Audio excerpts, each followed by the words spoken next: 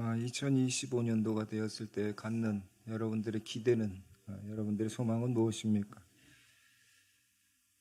매년 해가 중요하긴 하지만 특히 또 올해 우리나라에 있어서는 너무 중요한 해인 것 같습니다.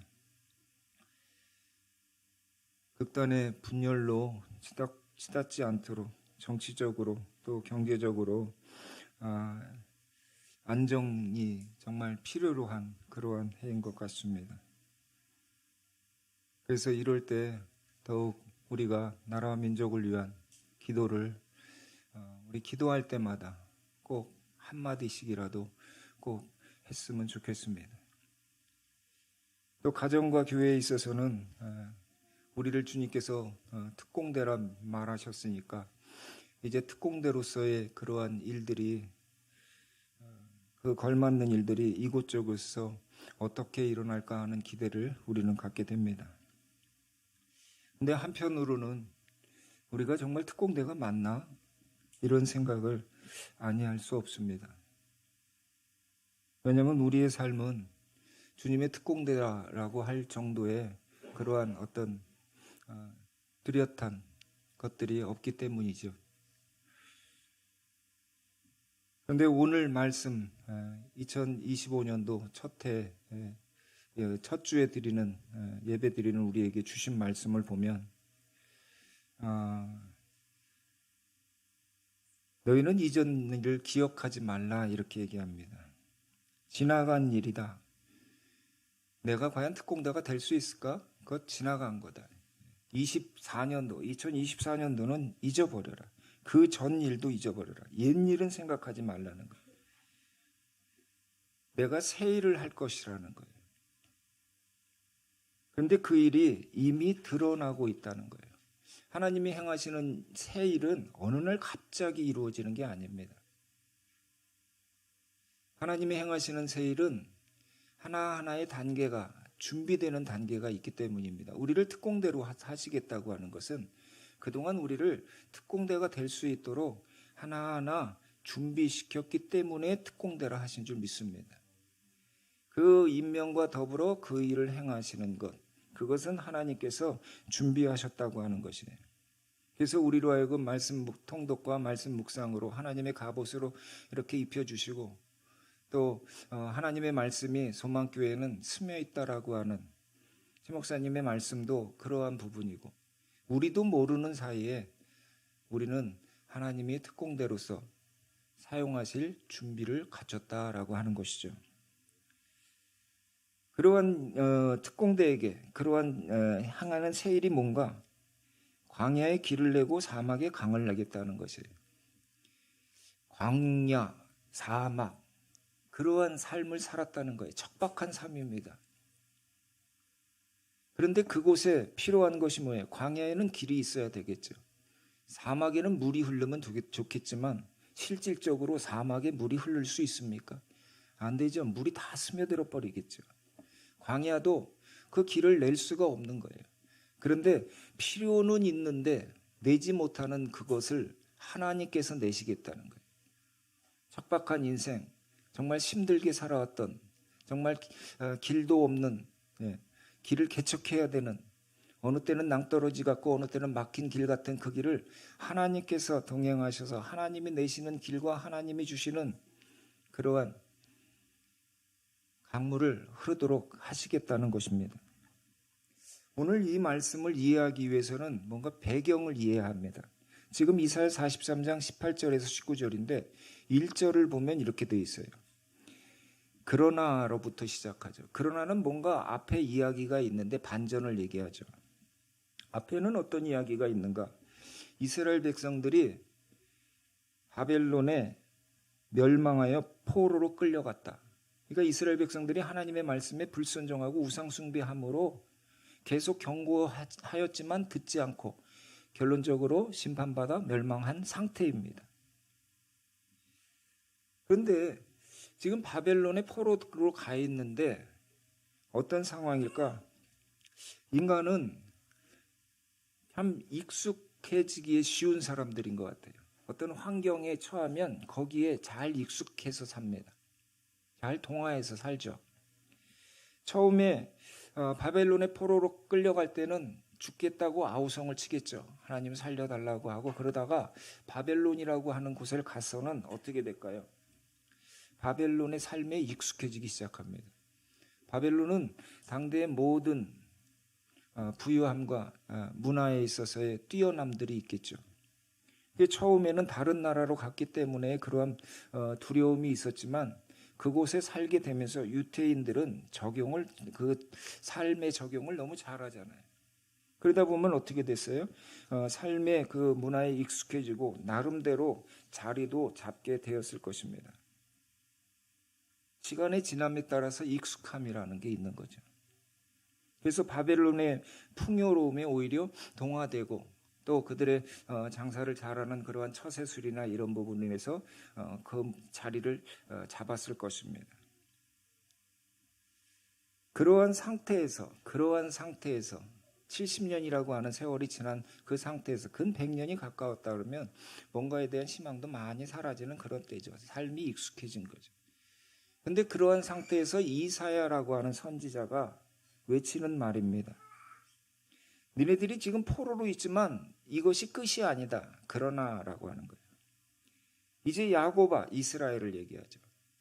이스라엘아 그러면서 뭐라 그럽니까? 하나님이 너희를 창조하셨다 이렇게 얘기하시는 거예요. 너희의 뿌리가 뭐냐?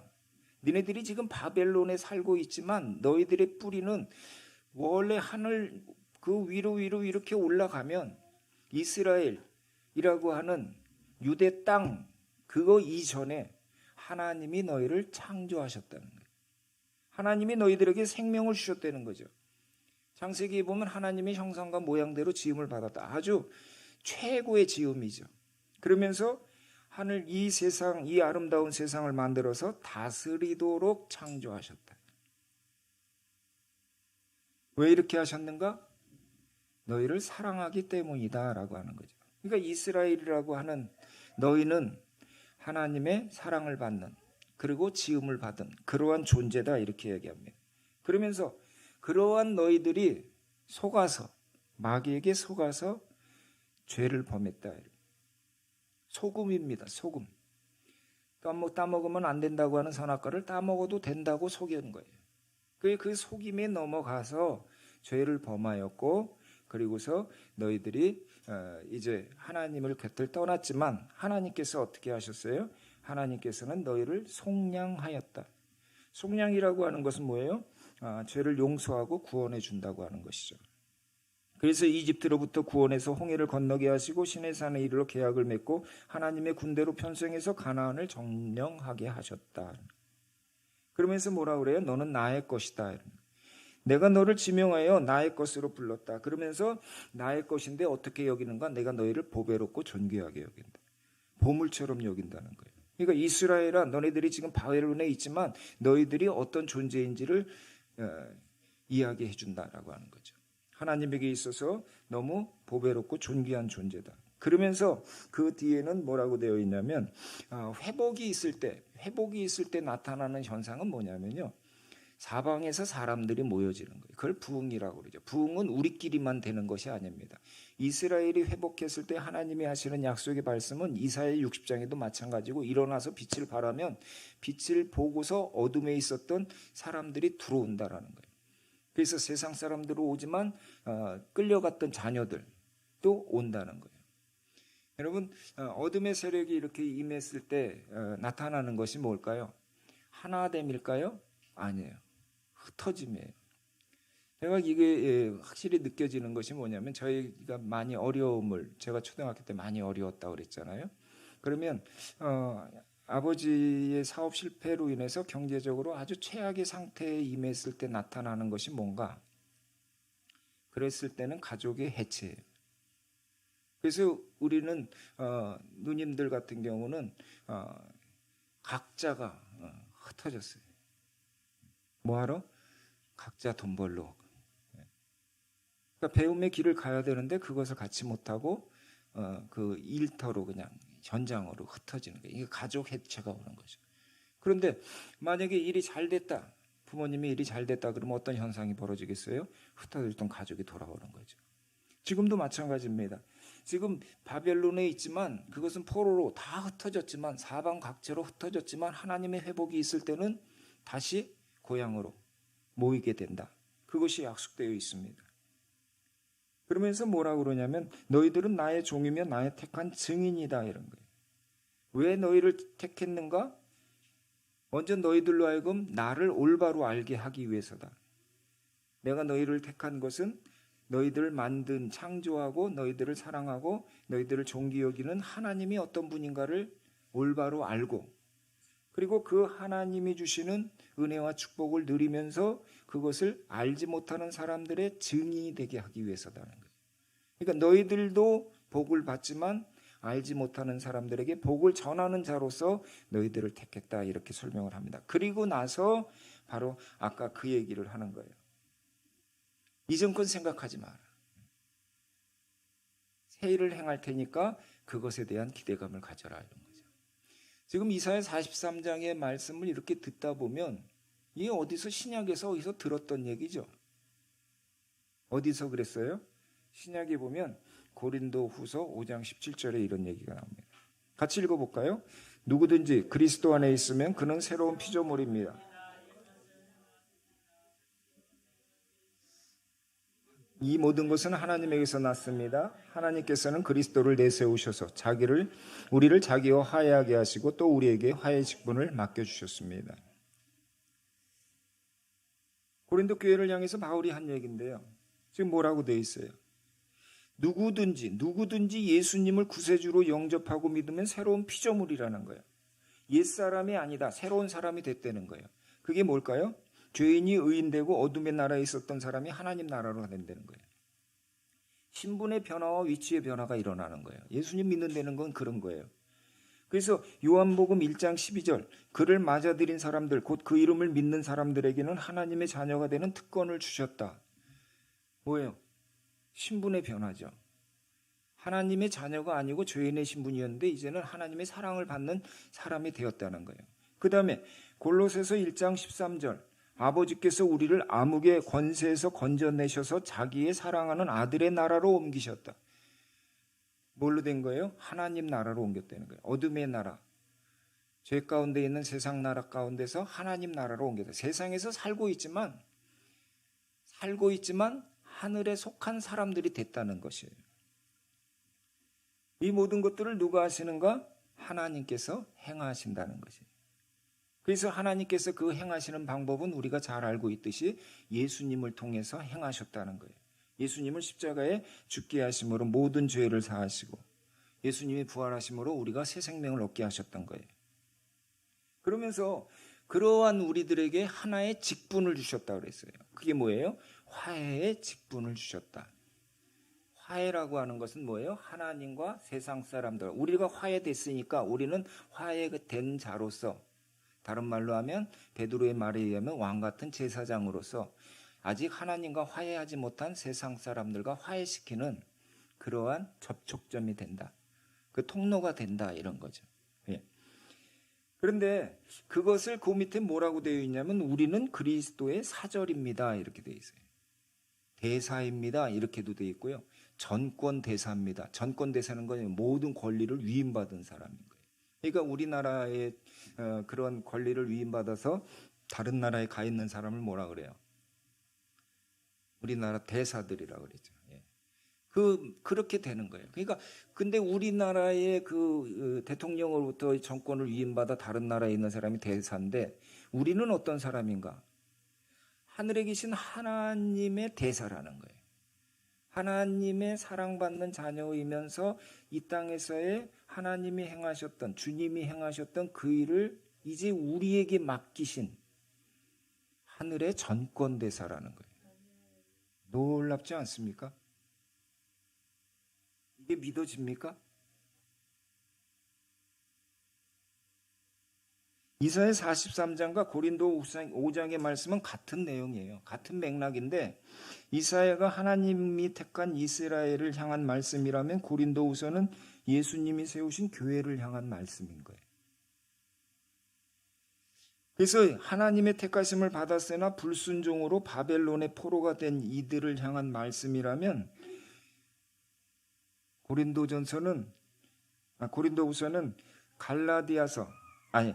예수님을 믿어 구원을 받았으나 아직도 이전의 죄악된 습관을 버리지 못하고 살아가는 성도들을 향한 말씀인 거죠. 한번 볼까요? 과연 우리가 새로운 피조물이 되었는지, 하나님께서 말씀하신 전권 대사로서의 마음을 가지고 있는지 한번 봅시다. 제가 이렇게 하나 이렇게 얘기하면 여러분들이 믿어지면 아멘 이렇게 얘기하세요. 특공대는 아멘을 잘하는 겁니다. 그렇습니까? 그럼 이렇게 그렇게 그 함성이 큰 게 그 특징이죠. 군기가 살아 있는 거죠. 그렇죠? 한번 봅시다. 하나님이 우리를 창조하셨습니다. 그걸 우리라고 하지 말고 나를 창조하셨다고, 읽기는 우리라고 읽는데 나라고 적용을 해보세요. 하나님은 나를 창조하셨습니다. 아멘입니까? 네. 하나님은 나를 너무도 사랑하십니다. 네. 하나님은 나의 죄를 용서하시고 구원하셨습니다. 하나님은 나를 주님의 특공대로 삼으셨습니다. 하나님이 나를 통해 어둠의 권세를 물리치십니다. 하나님이 나를 통해 세상을 구원하십니다. 하나님은 나를 영원한 천국에 이르게 하십니다. 7개를 얘기했는데요. 어느 순간에 약해지든가요? 그 부분이에요. 말은 입으로는 아멘을 해도 내색에서 약해지는 부분이 있어요. 1, 2, 3번은 거기에서 뭐 이렇게 의심도 안 가고 그냥 자연스러워집니다. 근데 어디서 약해지나요? 하나님이 나를 특공대로 부르셨다. 여기에서 아멘은 해요. 같이 하다 보면 같이 또 가요. 1, 2, 3 했으니까 4까지 갑니다. 또 주변도 하니까 같이 합니다. 그런데 내 속을 살피는 거예요. 하나님이 나를 특공대로 삼으셨다고 그러는데 나는 주님의 특공대입니다. 아멘. 우리 외침이 커져야 되는데 여기서 약해지는 경우가 있어요. 그 다음에 특공대가 아니면, 특공대면 어둠의 권사와의 싸움에서의 승리가 보장돼 있다고 돼 있는 거죠. 이긴 싸움이라고 그러는 거죠. 그러면 특공대니까 그 다음에 벌어질 전투에서 승리가 뭐냐. 옛날엔 졌는데, 옛날에는 그 골리앗 같은 것만 나타나도 얼굴을 그냥 시뻘겋게 하고 막 무섭게 나타나가는 그런 형상만 나타나도 귀신 같은 꿈을 꿔도 두려워서 도망가고 그랬는데, 이제는 특공대니까 한번 붙어보자.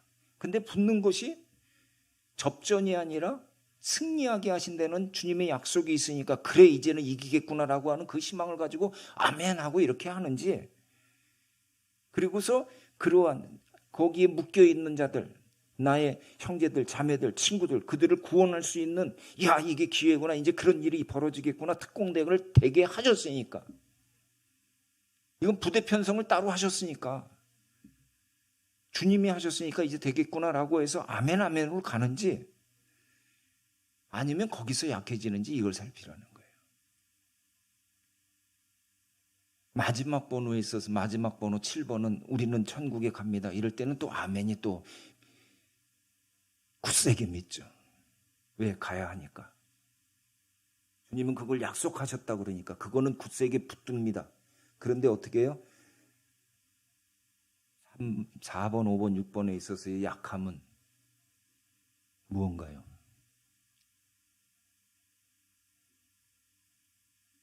너희는 지나간 일을 기억하려 하지 말고 옛날을 생각하지 마라. 그리스도 안에 있으면 새로운 피조물이다. 옛것은 지나갔고 보십시오, 새 것이 됐다. 자꾸 옛날 생각들 하지 마. 너네들이 특공대가 되지 않았던 옛날 생각하지 말라는 거예요. 주님이 특공대라고 하면 특공대인 줄 알아, 이런 거예요. 근데 왜 자꾸 옛날을 생각하는 거예요? 나는 못하는 거예요. 나는 특공대가 아니라고 자꾸 거기를, 과거 거를 지금 현재 2025년도가 됐어도 특공대로 살아야 되는 이 시점에 있어서도 나는 아니라는 거예요. 왜 그럴까요?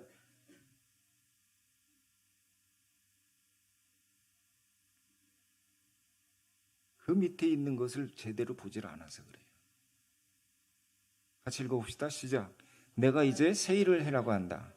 이 모든 것은 하나님에게서 났습니다. 특공대를 누가 하게 한다고요? 새 일을 누가 하게 한다고? 하나님이 하신다는 거예요. 내가 한다는, 니네들이 하는 게 아니야. 왜 착각들 해? 구원을 니네들이 받았어? 니네들이 천국 가는 거야, 노력해서? 아니야. 내가 너희를 사랑해서 당연한 자격을 줬으니까 당연히 오는 거야. 다 그거 쉬운 거야. 그러면 이 땅에서 어떻게 사는 거야? 내 자녀들이라면, 내가 아버지라면, 그 아들이라면, 그 딸이라면 이 땅에서 당연히 어둠의 권세를 이겨야 되는 거 아니야? 선이 악을 이기는 거 아니야? 정의가 불의를 이기는 거 아니야? 당연한 것인데 그것을 놓치는 것은 뭐예요? 내가 한다고 생각하는 거예요. 뭘 해야 된다고 하는 그런 생각을 하는 거예요. 난 자격 없는데. 그거 맞아요. 그런데 그게 오해라는 거예요. 이게 내가 사는 것이 아니고 내 생명이 아니듯이 하나님의 은혜로 산다고 하는 것은 하나님이 주시는 능력으로 사는 것이구나. 그래서 그걸 강조하고 있는 거예요. 내가 새 일을 한다. 너가 이거 하는 것이 아니다. 이 모든 것, 새 것이 되고 새로운 피조물이 되고 하늘의 전권대사가 되는 것은 하나님이 주신 것이라는 거예요. 니네들이 노력해서 그걸 취하고 나는 자격이 있다고 그걸 논할 게 아니라 내가 주면 주는 거야.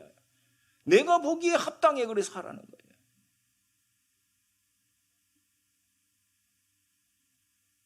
내가 누구예요? 나는 창조주다. 내가 누구냐? 이 세상을 다스리는 주권자, 주인이다 내가. 내가 누군가? 나는 구원자다. 나는 누군가? 나는 심판자다. 이렇게 얘기하시는 거예요. 이러한 내가 너를 창조하였고 구원하였고 용서하였고 내가 너희를 나의 특공대로 삼았다.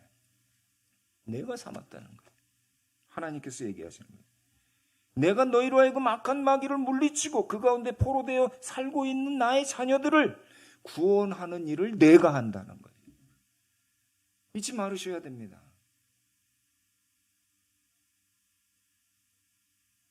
너희는 내가 이 일을 할 것을 믿느냐 물으시면 뭐라 그러겠어요? 아멘입니까? 아멘이어야 되는 거예요. 그걸 원합니다. 저도.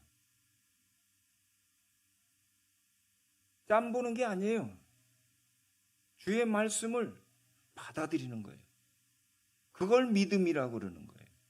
가려내는 게 아니에요. 오늘 2025년도 첫 해 예배 드릴 때 원래는 이사야 말씀을 하려고 그랬던 거예요. 이제 구약 선지서 하다가 그쳤잖아요. 그게 이제 그 시기에가 우리에게 주시는 말씀이 있어서 잠깐 스톱을 했던 건데 이제는 이제 선지서 하려고 그랬는데 오늘이 뭐예요? 정은식 목자 노미영 목녀 임명식이라 이사야 말씀보다 다른 말씀이 있지 않을까 그런 생각이 들었어요. 그러다가 송구영신 때 새로운 이 말씀을 이렇게 붙여놓은 거거든요. 이 말씀으로 설교를 하려고 했던 게 아니라 새해니까 하나님께서 특공대로 임명하셨으면 새해를 향하시겠지 그래서 이 말씀을 붙여놓은 거예요. 그러다가 임명식도 있고 새해니까 뭔가 다른 설교를 해야 되겠다. 이사야를 말고 다른 설교를 해야 되겠다. 이런 마음이 들었어요. 근데 뭘 해야 될지에 대한 고민이 되죠. 그러다가 말씀 묵상 우리 큐티인에서의 본문이 룻기 다음이 어디예요? 1월, 2월이 누가복음이거든요. 그래서 누가복음을 통독을 한번 했어요. 24장을 한번 쭉 봤어요. 복음서라고 하는 것은 예수님에 관한 이야기를 적은 거죠. 그래서 4권이 있죠. 마태, 마가, 누가, 요한 이 4권이 있는데 그런데 예수님에 대한 이야기라도 각기 다르죠. 마태복음은 유대인을 위해서 기록했습니다. 그러니까 구약에 예언된 그 메시아가 바로 이분이야라고 하는 것을 이스라엘 백성들에게 알리기 위해서 적은 것이 마태복음이라면 마가복음은 로마인이에요. 로마인에게 있어서는 로마는 당대를 주름잡고 있는 권세자들이잖아요. 근데 진짜 능력의 왕이 누군 줄 알아? 예수님이야. 이거 얘기하려고 그러는 거예요. 그래서 마가복음에는 예수님 탄생 마구간에서 났다 이런 거 싹 빼버렸어요. 세례 받으시고 그 다음에 귀신 쫓는 게 마가복음의 시작이에요. 예수님 막 능력을 행하시는 그게 마가복음이에요. 그러니까 로마인들 상대로 진정한 왕은 로마 황제가 아니라 만왕의 왕이신 예수야. 이거 알려주려고요. 요한복음은 뭐예요? 요한복음은 하나님이신데 사람의 몸을 입고 오셨다. 그러니까 사람이면서 하나님이시다. 이걸 얘기하는 거예요. 그 말씀이 육신이 되어 오셨다. 그러면서 그분은 하나님이셨다. 그거예요. 그러면 누가복음은 뭔가? 누가복음은 인간 예수예요. 인간이면서 인간의 아픔을 아는 예수. 그들의 아픔을 그냥 지나치지 않는 예수. 가난한 자, 소외된 자, 병든 자, 포로된 자를 고치시고 자유케 하시는 예수. 그것에 대한 것이에요. 그래서 누가복음의 시작이 누구로부터 나오냐면 다른 데랑 다르게 누가복음의 시작은요, 마구간 탄생에 대한 게 없습니다. 그게 뭐가 나오냐면 늙은 제사장과 아이 낳지 못하는 한 여인 엘리사벳에 대한 얘기가 나오죠. 그러니까 아이를 낳고 싶은데 아이를 낳지 못하고 제사장이면서도 아이에 대한 축복을 받지 못하는 거예요. 얼마나 아이를 원했겠어요. 근데 낳질 못하는 거예요. 그래서 포기한 상태에 있는 늙은 제사장과 그의 아내 엘리사벳에게 천사가 나타나서 하나님의 은혜를 주셨다. 그래서 그가 난 자가 바로 엘리야다. 세례 요한이다. 이런 거예요. 시작부터가 그렇죠. 하나님의 은혜를 필요로 한 나이든 노인 두 사람한테 정말 기적 같은 일이 벌어진 거죠. 예수님이 나셨어요. 마태복음은 왕이 그 예수님이 나신 것을 알고 왕이 나셨다 그래가지고 동방에서 와서 별을 보면서 경배를 했는데 누가복음은 그렇지 않아요. 천사가 나타나네. 천사가 나타나서 찬양을 하고 그러는데 그 천사가 그 예수님의 나심을 알려준 첫 번째 사람이 누구예요? 밤에 들판에서 양을 치는 목자들에게 나타나요. 근데 이 목자들이 어떤 사람들이에요? 자기 양이 아니지. 남의 양을 돌봐주는 사람인 거예요. 그러니까 부자가 아니죠. 없는 사람이고 그 다음에 들판에서 잠을 자면서 숙식하면서 이루고 있는 사람들이니까 어려운 사람들이잖아요. 이게 하늘의 영광 땅에는 평화인 그 소식을 누구에게? 들판에 있는 목자에게 그게 들려진 거예요. 이게 누가복음의 특징으로 가는 거예요. 그러면서 예수님께서 사역을 시작할 때 우리가 잘 아는 것이 이거예요. 같이 읽어봅시다. 주님의 영이 내게 내리셨다. 주님께서 내게 기름을 부으셔서 가난한 사람에게 기쁜 소식을 전하게 하셨다. 주님께서 나를 보내셔서 포로된 사람들에게 해방을 선포하고 눈먼 사람들에게 눈뜸을 선포하고 억눌린 사람들에게 풀어주고 주님의 은혜를 선포하게 하셨다. 무슨 소리예요? 주님께서 왜 이 땅에 오셨는지에 대한 이야기를 하는 거예요. 주님께서 이 땅에 하나님이 이 땅에 예수님을 보내신 이유는 가난한 사람, 포로된 사람, 눈먼 사람, 억눌린 사람들을 위해서라는 거예요. 슬픔 가운데 있고 고통 가운데 있는 사람들에게 기쁨과 평안과 자유를 주기 위해서 예수님 오셨다는 거예요. 그리고 실질적으로 그들을 위해서 사역을 하시고 그들을 만나시고 그 일을 행하셨어요. 그리고 보면 예수님께서 밤새도록 기도하셨다고, 그리고서 제자들을 뽑으셨다고 성경 누가복음은 기록되어 있는데 밤새 기도해서 하나님의 응답으로 뽑은 12제자가 어떤 사람들이에요? 어부고 세리고 혈혈당원이고 여러 가지로 배움이 많은 사람도 아니고 배움도 부족하고 사는 것도 풍족하지 못하고 인생에 한이 돼서 돈 벌어보자 그러고서 욕을 먹어도 그냥 돈을 벌자 해서 세리를 하는 마태 같은 사람들. 그러니까 하나같이 어때요? 사회의 소외계층이에요. 낮은 자들이 그들을 제자로 부르셨다는 거예요. 제자로 부르셔서 처음에 얘기하신 게 뭐예요? 이제 너는 사람 낚는 어부가 되게 하겠다. 베드로하고 그 안드레 야고보에게 얘기한 거죠. 그래서 그들이 어떻게 했어요? 그를 따랐어요. 그래서 8장에 보면 이렇게 돼 있어요. 12제자가 예수님과 동행했다. 왜? 예수님께서 어떻게 해요? 고을을 다니면서 하나님께서 맡겨주신 사역을 하는데 졸졸졸 쫓아다녔다는 거예요. 그런데 그 다음에 보니까 9장에는 어떻게 되냐면 쫓아다니던 제자들에게 예수님께서 권능과 능력을 주셨다는 거예요. 내가 했던 거 귀신 쫓아내고 병 고치는 거 니들끼리 가봐. 봤지? 이렇게 하는 거야. 그러고서 내보낸 거예요. 그랬더니 어떻게 했어요? 제자들이 가서 했다는 거예요. 그런데 10장에 보면 어떻게 돼 있냐면 12명을 보냈는데 10장에서는 70명을 보냅니다. 그러니까 예수님을 따르는 무리들이 많아진 거예요. 정식 제자는 12인데 또 쫓아다니는 사람들이 있었을 거 아니에요. 그래서 그 사람들까지 70명을 보내서 둘씩 짝을 져서 35개 조로에서 보내면서 가서 해봐 그런 거예요. 그들이 나가서 돌아왔는데 너무 기뻐해서 돌아온 거예요. 예수님, 제가 가서 예수님이 이미 시킨 대로 예수님의 이름으로 귀신 들리지 않게 내가 명했더니 귀신이 떠나갔습니다.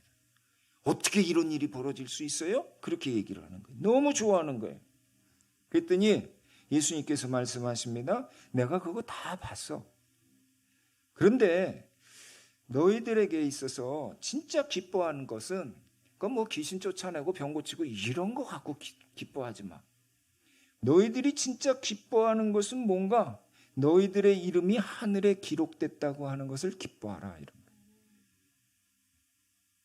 거예요. 우리의 이름이 하늘에 기록되어 있습니까? 없습니까? 하늘 생명책에 기록되어 있어요. 나의 사랑하는 아들 박태진. 그렇다 그러면 뭐예요? 하나님이 보호하시고 하나님이 일 맡기셨으면 하나님이 일하신다. 하나님이 지키신다. 시키셨으면 그걸 감당할 수 있는 모든 것을 다 공급해 주신다. 그러니까 겁내지 마. 그까짓 거 하나 했다고 확실하게 봐. 니네들이 어떤 존재인지 이것을 얘기해 주신 거예요. 이렇게 어부였던 사람이 예수님 따라가다가 어떻게 됐어요? 점점 예수님이 주시는 능력을 행할 수 있는 사람으로 변해가기 시작한 거예요. 이게 누가복음이에요. 낮은 자들이, 이 세상에서 인정받지 못한 사람들이 예수님의 부름을 받아서 예수님을 따라가다 보니까 예수님이 하시는 일들을 하더라. 근데 누가복음을 읽다가 제 눈에 들어온 한 사람이 있었습니다. 그 사람이 누굴까? 거기에 보면 8장에 지금 예수와 동행했다 그래. 12제자가 예수와 동행했다 그랬잖아요. 동행했다고 하는 그 2절에 뭐라고 되어 있냐면 2절 3절에 같이 읽어봅시다. 그리고 악령과 질병에서 고침을 받은 몇몇 여자들과 동행하였는데 헤롯의 청지기인 구사의 아내 요한나와 수산나와 그 밖에 여러 다른 여자들이었다. 그들은 자신들의 재산으로 예수의 일행을 섬겼다. 이렇게 되어 있어요. 예수님의 제자들이 예수님을 따르는 그 무리 속에 누구들이 있었냐면 여자들이 있었는데 그 중에 한 여자를 얘기하는데 누구냐면 막달라 마리아라고 하는 사람인데 그 전에 그 사람이 어떤 사람인가? 7 귀신이 들은 사람이라는 거예요. 7 귀신이 들었다. 그러면 막달라가 어땠을까? 참고로 보면은요. 이게 이제 카라바조라고 하는 화가가 그린 회개하는 막달라 마리아라고 하는 그림이래요. 근데 막달라 마리아 이렇게 보면 방탕한 삶을 뒤로하고 회개하는 막달라 마리아의 모습을 그렸다고 그러는데 지금 낮은 의자를 앉아 있죠. 낮은 의자에 기도 의자라고 해서 이렇게 무릎 꿇어 알 수 있는 그런 아주 낮은 의자에 앉아서 두 손을 모으고 있는데 막달라 마리아 옆에 뭐가 있어요? 온갖 자신의 몸을 장식했던 그러한 장신구가 떨어져 있고 여기는 한 3분의 1 정도 한 반 정도 남은 어떤 물병이 들어있죠. 이게 물인지 술인지는 몰라도 이러한 것들을 비유했다 그러면 술이 맞겠죠.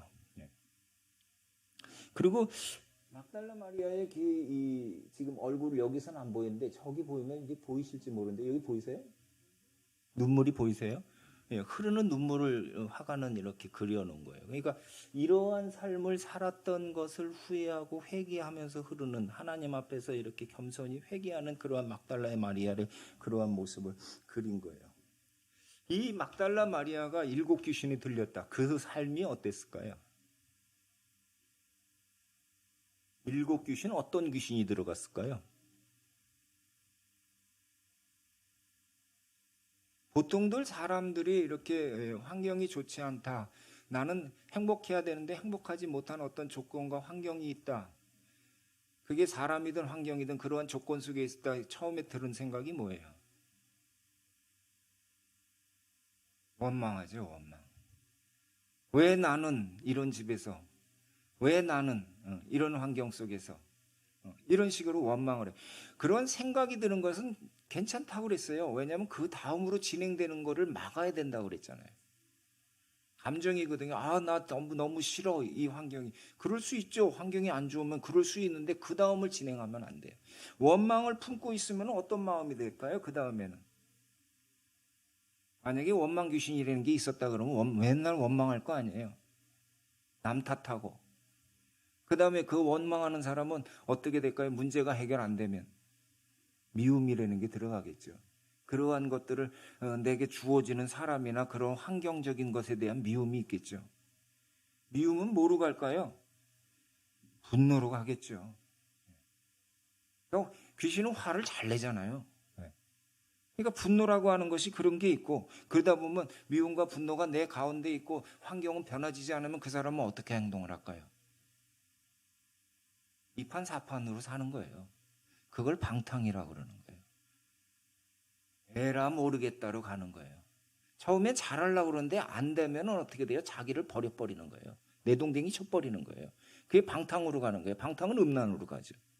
근데 그것에서 만족을 하나요? 하다 보면 어떻게 되겠어요? 절망이라는 것에 빠지게 됩니다. 수렁 속에 빠질 수 있는 밖에 없어요. 그러면 무슨 생각이 들어요? 사느니 죽는 것이 낫다 이런 거예요. 그러니까 원망이라는 것은 결국에 얼로 끌고 가는 거예요. 죽음으로 가져가는 거예요. 멸망과 죽음으로 가져가요. 귀신은 그런 거를 합니다. 귀신의 목적은 뭐예요? 처음에 천사를 가장해서 우는 사자가 돼서 거짓말을 해서 살인을 시켜버리는 거예요. 이러한 비참한 삶을 살았던 여자가 지금 변해서 예수님과 동행을 하고 있다는 거예요. 그런데 이 여자가 했던 것이 어떤 과정이 있었을까? 중간에 곧 8장 앞에 7장에 하나의 사건이 있습니다. 하나의 사건이 있는데 거기에 무엇가 있냐면 어떤 여자가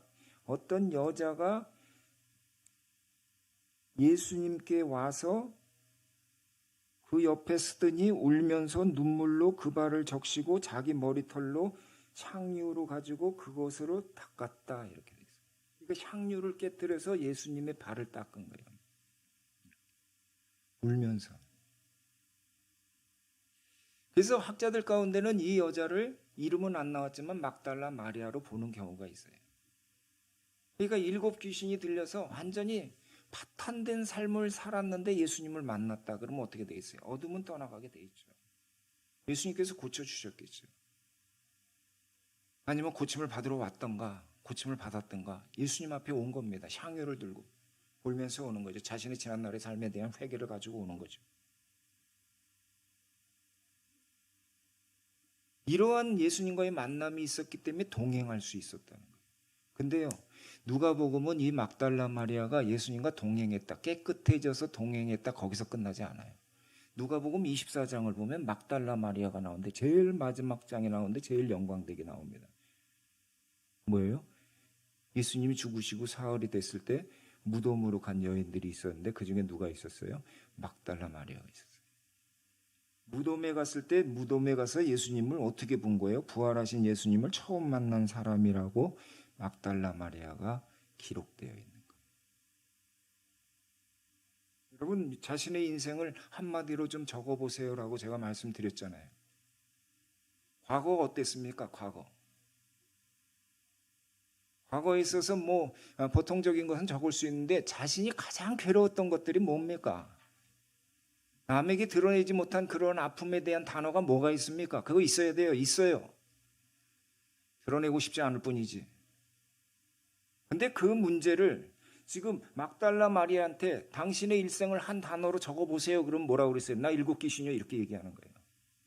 그걸 얘기할 수 있는 것은 지금 우리가 큐티인 하는데 그 교회가 참 대단하다고 하는 것은 자기의 죄패에 대해서 그것에 대해서 꺼리지 않는다는 거예요. 너무 노골적으로까지 나오기는 하지만 그것에 대해서 자유해졌다는 거예요. 이미 그건 과거 문제라는 거예요. 이전 것은 지나갔으니 나는 새 피조물이 되었느니라. 이것에 대한 확신이 있기 때문에 그것을 얘기할 수 있는 거예요. 왜? 그렇게 사는 사람들이 많기 때문에. 그러니까 막달라 마리아는 얘기했겠죠. 나는 7 귀신이었어요. 웃으면서. 부끄러워하지 않고. 이미 끝난 거니까. 만약에 진행 중이라면 얘기 못합니다. 자유해지지 못했으니까. 부끄러우니까. 자기 생각하느라고. 근데 끝났기 때문에 7 귀신이라고 얘기하는 거예요. 그 다음에 두 번째 현재는 뭡니까? 동행입니다. 그 다음에 무슨 일이 있었나요? 있었죠. 나는 부활의 첫 증인입니다. 이게 막달라 마리아 가운데 하나님께서 행하셨던 것이에요. 그런데 어느 누가 막달라 마리아 귀신 들렸던, 그래서 횡설수설하고 지멋대로 하고 화도 내고 아무튼 별 짓을 다 하고 돌아다녔던 그 가까이 하기에는 좀 뭐한 그런 사람에게 이러한 일이 일어날 수 있겠다고 누가 생각했을까요? 막달라 마리아가 예수님 앞에 와가지고 눈물로서 이렇게 그 발을 씻겨드리고 있을 때 그 집이 바리새인 집이었어요. 예수님 하나님을 잘 믿는다고 하는 사람의 집이었어요. 근데 그 바리새인이 얘기합니다. 예수님이 선지자라면 저 여자가 죄인인 것을 알고 멀리했을 텐데. 이런. 하나님을 잘 믿는 사람이 막달라 마리아를 봤을 땐 죄인이고 가까이에서는 안 될 사람으로 선을 긋은 거예요. 저 사람이 부활의 증인으로 그 부활의 증인으로서 그 영광된 여자가 될 거라고는 전혀 생각지 않는 거예요. 누가 막달라 마리아를 구원하셨습니까? 누가 했어요? 예수님이. 누가 막달라 마리아를 동행하도록 허락하셨어요? 예수님이요. 누가 막달라 마리아가 부활하신 예수님을 처음 보도록 하셨어요? 예수님이 하신 거예요. 누가 7 귀신 들린 여자를 부활의 증인으로 되게 하셨어요? 지금도 부활의 첫 증인 막달라 마리아, 지금도 우리가 그 이름을 영광되게 얘기하도록 누가 하셨냐고요? 예수님이 하셨어요. 예수님이 구원하셨고 예수님이 동행하시고 영광된 주님의 부활을 본 첫 증인이 되게 하신 게 누구예요? 예수님이 하신 거예요. 우리는 무엇인가 하나님의 일꾼이 돼야 된다고 생각하면, 뭔가 영광된 일을 뭔가를 이루어야 된다 생각하면 우리는 벌벌 떨어요. 왜? 자격 없다고. 난 아직 멀었다고 생각해요.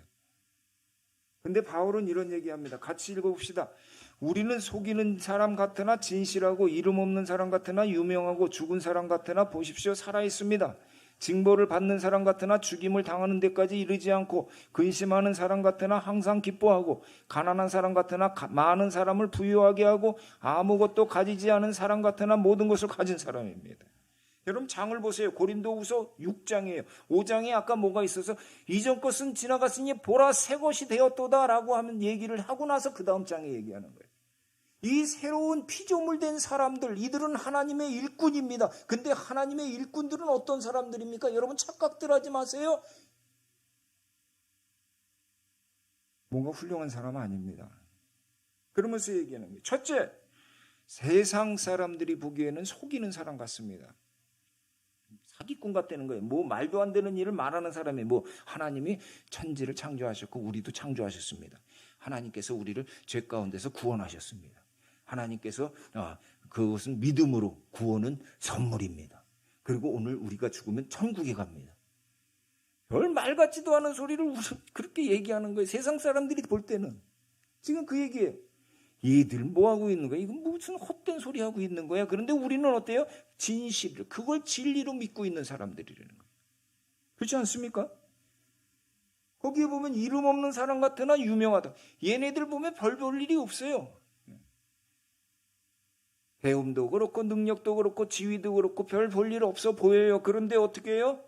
처음에는 별 볼 일 없죠. 별 볼 일 없는 것 같은데 우리들은 어때요? 유명한 사람들이라는 게 뭐예요? 하나님의 역사를 이루어가는 주님과 동행하는 사람들이라는 거예요. 이보다 더 별 볼 일 있는 사람이 어디 있어요? 죽은 사람 같으나 보십시오 살아있습니다라고 하는 거예요. 징벌받은 사람은 죽임을 당하는 데 이르지 않습니다. 그러니까 어려움은 계속 당할 수 있어요. 어려움은 당하는데 어떻게 돼요? 죽지는 않습니다. 해를 당합니다. 고난도 당합니다. 그런데 끝까지 살아있는 사람들이 이 사람들이에요. 참 신기한 일이죠. 여러분 그거 기억하셔야 됩니다. 마귀는 우리를 놀라게는 해요. 두렵게는 하는데 우리의 목숨을 앗아가는 존재가 아닙니다. 믿습니까? 그거 아셔야 돼요. 그러면 우리는 배짱이 생길 수 있어요. 까불지 마 이렇게 할 수 있어요. 그 우는 사자처럼 덤비는 그 마귀에게 도망치지 말고 두려워하지 말고 대적하라 그랬어요.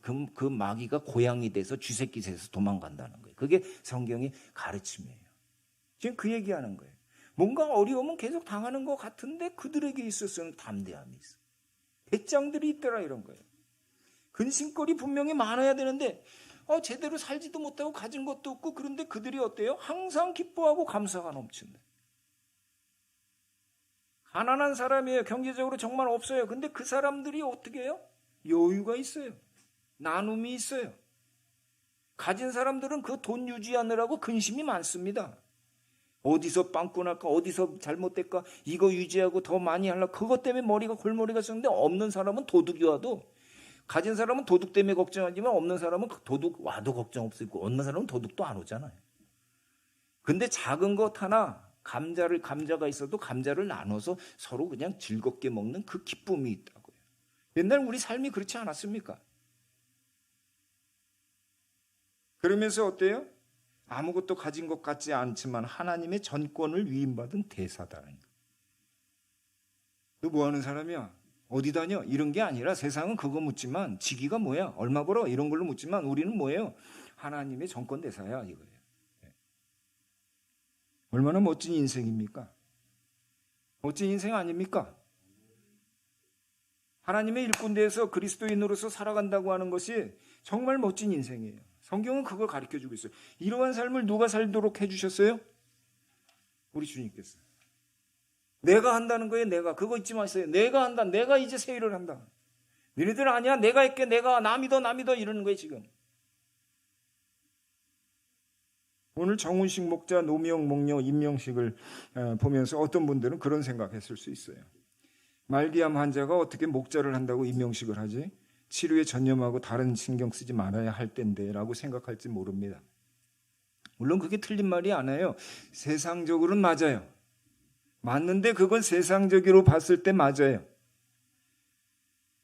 중요한 것은 우리 주님이 보셨을 때 어떻게 보시느냐가 중요한 거예요.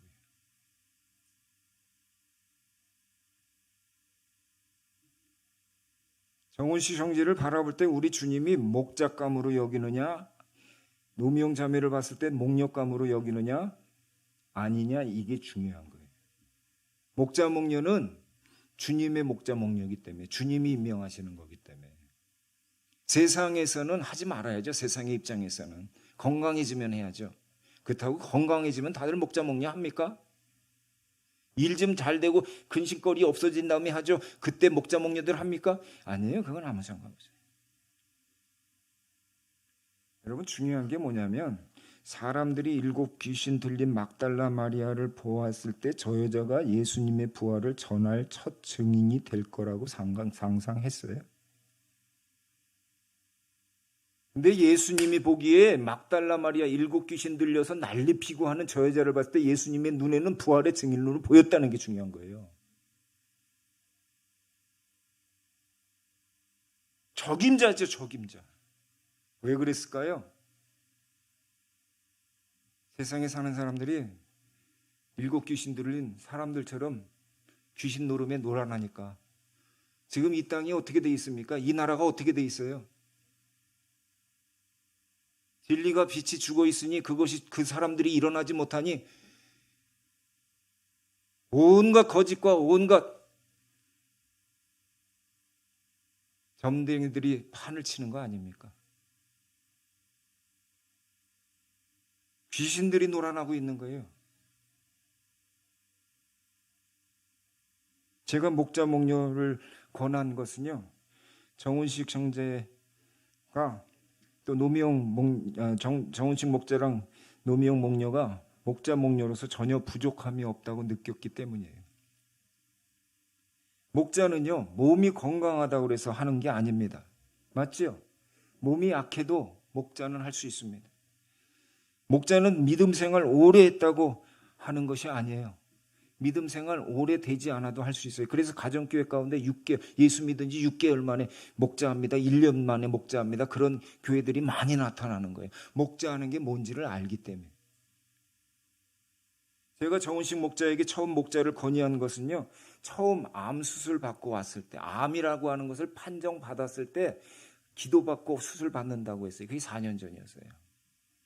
그리고 수술을 받고 와가지고 그때부터 교회를 나오기 시작했어요. 근데 제가 그 집을 신방을 갔어요. 수술 받고 왔을 때. 그래서 이런저런 얘기를 하다가 정우식 목자가 그런 얘기예요. 저는 시골이 좋습니다. 저는 시골 출신입니다. 그래서 애들 잘 자라면 10년 후에, 그때 이제 애들이 초등학생이니까 10년 후에 나 시골로 내려갈 겁니다. 그러길래 내가 아이 그렇습니까? 나 10년 후에 나도 은퇴인데.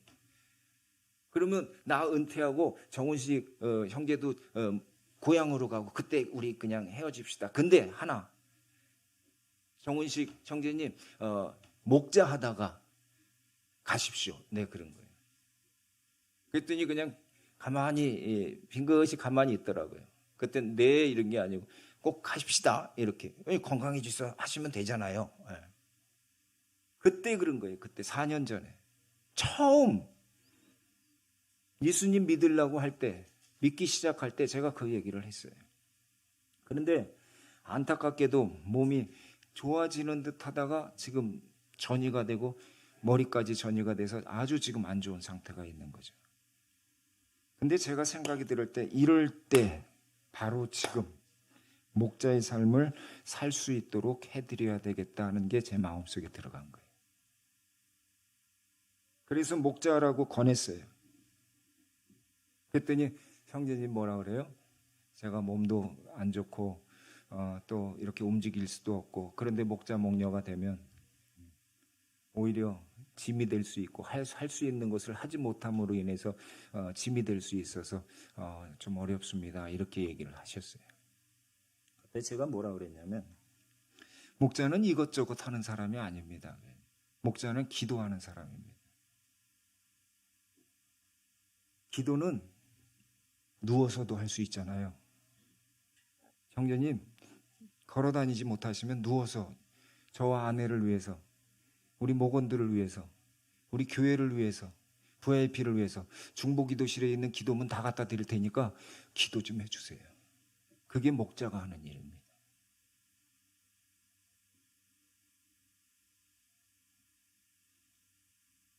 그래서 목자를 권한 거예요. 목자 그런 거잖아요. 건강 중요한 거 아니라고 그랬잖아요. 기도해 주는 사람이거든요. 누워서 하십시오. 그러니까 하루를 지내더라도 하나님이 기뻐하시는 삶을 살면서 사십시오. 마음에 대한 진행되고 있는 증상으로 인해서 많이 힘들고 괴롭고 여러 가지 생각들이 많겠죠. 생각이 많으면 근심이 많아지고 여러 가지 염려가 더 안 좋아집니다.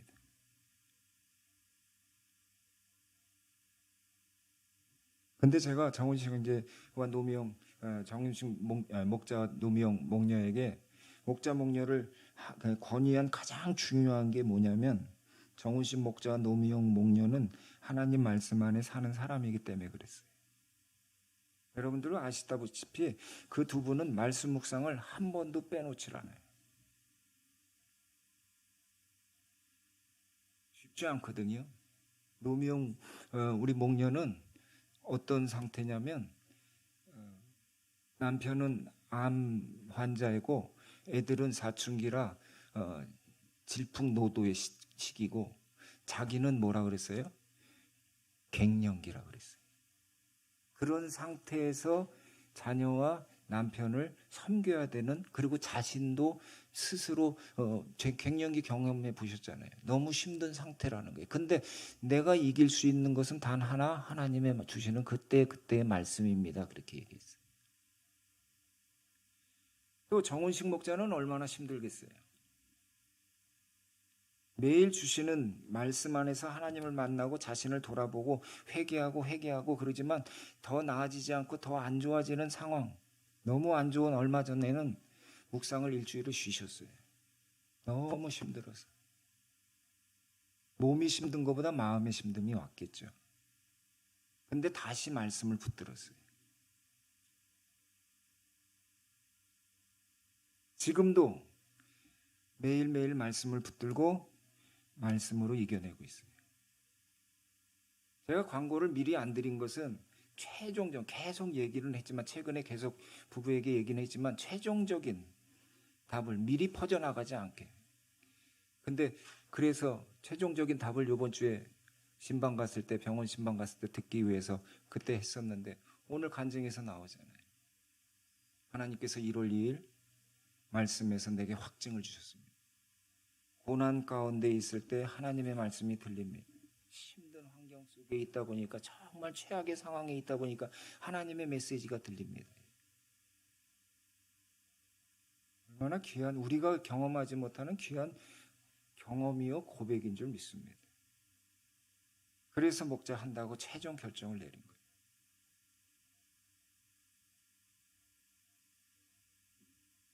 하나님의 말씀이 정훈식 목자와 노미영 목녀를 붙들어 주시고 인도할 줄 믿습니다.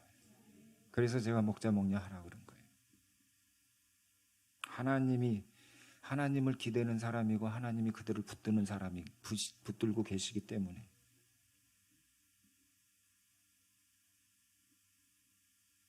베드로가 이렇게 얘기합니다. 베드로가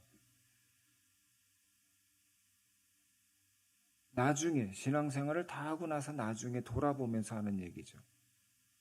아, 신앙생활은 이런 거구나라고 얘기할 게 베드로 전서에서 이렇게 얘기합니다. 여러분은 다시 태어났습니다. 그것은 썩을 씨로 그렇게 된 것이 아니라 썩지 않을 씨, 곧 살아계시고 영원하신 하나님의 말씀으로 그렇게 되었습니다. 그러니까 여러분들이 거듭난 거, 다시 태어난 거, 구원받은 것은 무엇 때문입니까? 하나님의 말씀 때문입니다. 이런 거예요. 그리고 나서 2장 3절에 말씀으로 다시 태어난 사람은 갓난 아이들처럼 순수하고 신령한 젖을 그리워해야 합니다. 여러분은 그것을 먹고 자라서 구원에 이르러야 합니다. 여러분 다시 태어났어요? 하나님 자녀 됐어요? 그러면 하나님 말씀 먹으세요. 하나님이 주시는 양식이 있어요. 하나님 말씀을 먹어야지 하나님 자녀로 자라납니다. 이런 얘기. 여러분 구원받았다고요? 구원의 참맛을 느껴야 되는 거예요. 이런 거예요. 그냥 구원받았다고 그냥 내가 이게 신앙생활이 뭐지? 갈등이 있어요? 그건 하나님의 말씀을 몰라서 그런 거예요. 무지가 망하게 되는 거예요. 여러 번 얘기했잖아요.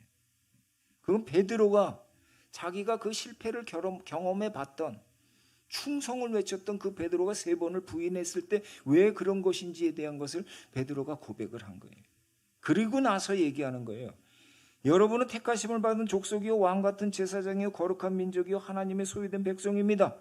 그래서 여러분을 어둠에서 불러내어 자기의 빛 가운데로 인도하신 분의 업적을 여러분이 선포하는 것입니다. 말씀으로 하나님 자녀가 되었으면, 말씀을 믿어 하나님의 자녀가 되었으면 말씀을 먹음으로 여러분들이 자라나십시오. 군사로서 자라나는 것입니다. 군사는 하나님의 전신갑주를 입는 겁니다. 말씀을. 그렇잖아요. 만약에 왕같은 제사장인데 그것이 안 되는 이유가 있습니다. 이렇게 기록했어요. 그들이 걸려서 넘어지는 것은 말씀을 순종하지 않기 때문입니다. 2025년도 하나님 말씀 더욱 붙드십시다. 이번 주 고비였어요. 연말과 연초에 많이 바쁘셨는지 60%도 안 될 뻔했어요. 제가 비상을 걸었어요. 여기 카톡 저기 카톡 계속 보내서. 왜? 나는 목사로서, 조만교회 목사로서 말씀만은 붙든다는 거예요. 떨어지는 것은 나는 여러분들에게 용납을 안 하는 것이 아니라 거짓된 마귀가 이러한 것들을 너무 좋아하는 것을 알기 때문에 나는, 우리 교회는 말씀으로 지킨다 그래서 카톡을 보내는 거예요. 그래서 감사하게도 70% 그때가 넘어갔지만 허수 아닌 허수도 있었어요. 여러분, 말씀 무너지면 교회 무너집니다. 2025년도 표시 안 할까 생각도 했는데 큰일 날 생각이라는 생각이 들었어요. 왜? 특공대로서 하나님이 역사하시는 그 역사들이 막 나타나면 그때 그만둬도 됩니다. 여러분, 2025년도에 하나님의 말씀에 귀 기울입시다. 그리고 주님, 우리를 특공대로 사용하여 주옵소서. 여러분들에 있어서 미래를 여러분들이 어떻게 생각합니까? 과거는 그렇다고 그러면 현재는 그러면 미래는 어떨까요? 부활의 첫 증인으로 주님께서 계획해 놓으신 거 아십니까? 우리가 상상을 초월한 이 오늘 찬양을 보니까 하나님의 부르심은, 그 신실함이라고 하는 것은 나의 생각을 뛰어넘는다 그랬어요. 그것이 열리기를 주님의 이름으로 축원합니다. 2025년도 송년 때 무엇의 열매를 하나님께 우리 손에 쥐어주실까요? 우리의 상상을 뛰어날 줄 믿습니다. 말씀 꼭 붙들고 서로 같이 합심해서 기도하면서 주님이 하십니다를 외치면서 함께 특공대로서 나아갑시다. 함께 찬양합시다.